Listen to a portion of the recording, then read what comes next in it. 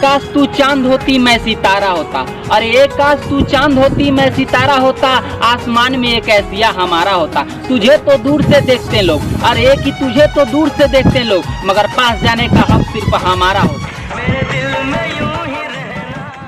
कि गुप्ता जी से प्यार करबू तो तोके गोरखपुर पीपीगंज घुमा दे, कि गुप्ता जी से प्यार करबू तो तोके गोरखपुर पीपीगंज घुमा दे, कि बड़ी फेमस बाए करे जा, कि बड़ी फेमस बाए करे जा, गोलघर के गोलगप्पा खिया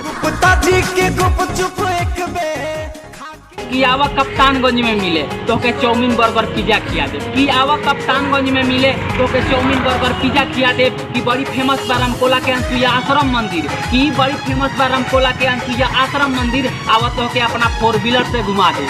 जिला कुशीनगर तू कि थाम के देखो कनौजिया जी के दिल, जवन सोचबू ना तवन सिखा दे। अरे थाम के देखो कनौजिया जी के दिल, आ जवन सोचबू ना तवन सिखा दे। आ बड़ी फेमस है करे जा, कि बड़ी फेमस है करे जा, जिला कुशीनगर घुमा। जिला कुशीनगर